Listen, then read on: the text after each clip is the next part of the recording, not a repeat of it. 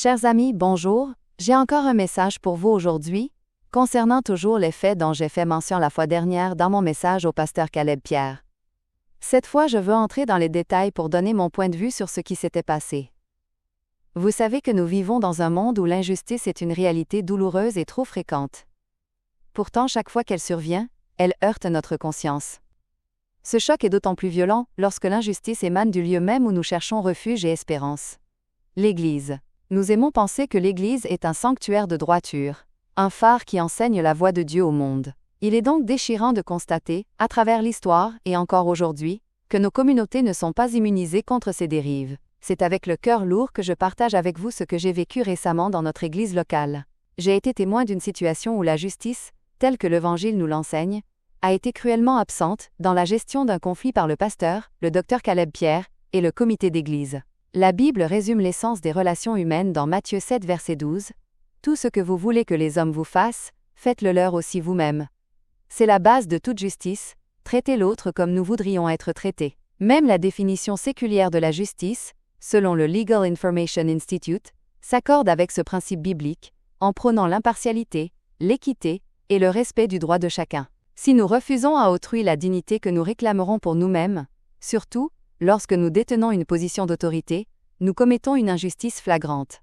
Pour comprendre mon désarroi, permettez-moi de vous relater les faits. Lors d'un sabbat qui semblait ordinaire, après le service divin, le pasteur a demandé à l'Assemblée de rester pour une communication importante concernant des mesures disciplinaires. À la surprise générale, ce moment s'est transformé en un long réquisitoire de plus d'1 heure contre 3 anciens de notre communauté. Le pasteur a exprimé son mécontentement, allant jusqu'à qualifier ses frères de « criminels » et de fauteurs de troubles, citant des commentaires qu'ils auraient faits, et un document qu'ils auraient rédigé. Pourtant, le plus choquant n'était pas tant les accusations, mais la méthode. Ces 3 hommes, serviteurs de longue date, ont été traités avec un mépris palpable. Pire encore, aucun droit de réponse ne leur a été accordé. Ils ont été condamnés publiquement, leur réputation ternie, sans jamais avoir l'opportunité de présenter leur version des faits. Cette approche soulève une question fondamentale. Si le pasteur lui-même était accusé, accepterait-il d'être traité ainsi? Ne réclamerait-il pas légitimement le respect et le droit de se défendre? La Bible, dans Matthieu 18, nous donne la marche à suivre. C'est vrai que le verset 17 dit « Dis-le à l'Église ». Mais analysons ce texte avec soin. L'objet est le péché, non la personne.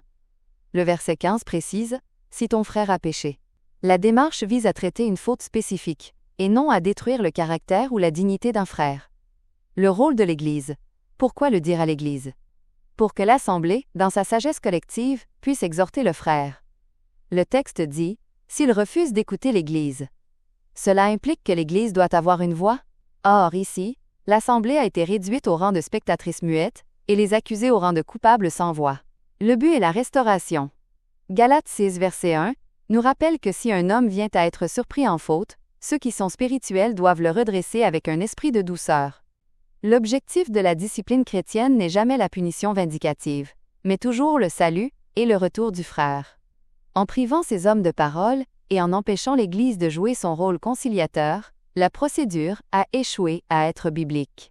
Il n'y a eu ni impartialité, ni équité, ni tentative de restauration. Malheureusement, comme vous pouvez déjà le comprendre, cet événement est devenu le sermon le plus marquant, et le plus triste, prêché dans cette Église. Par ses actions, le pasteur a envoyé un message, qui n'était pas celui de la grâce, mais celui de la vengeance. Si vous me critiquez, je vous détruirai. Regardons les choses en face. Il semble que le seul véritable crime de ces anciens ait été de rédiger un document de 13 pages sur la bonne gouvernance de l'Église. Mais posons-nous la question honnêtement, même si ces frères avaient tort sur le fond, même si leur démarche était maladroite ou critique, la réponse pastorale a-t-elle été à la hauteur de l'appel du Christ? Absolument pas. Une divergence d'opinion sur l'administration ne devrait jamais être traitée comme une hérésie ou un crime moral. Un pasteur est appelé à être un berger, non un monarque. L'apôtre Pierre est clair à ce sujet, les responsables ne doivent pas dominer sur ceux qui leur sont échus en partage, 1 Pierre 5 verset 3. Voyez aussi Matthieu 20, 25 à 27. Or, utiliser son autorité pour écraser publiquement des voix dissidentes, c'est confondre le leadership spirituel avec la dictature diabolique. Lorsqu'un leader spirituel utilise sa position pour régler des comptes personnels et humilier des membres, il ne protège plus le troupeau. Il protège son propre ego. C'est là que la réponse devient diabolique.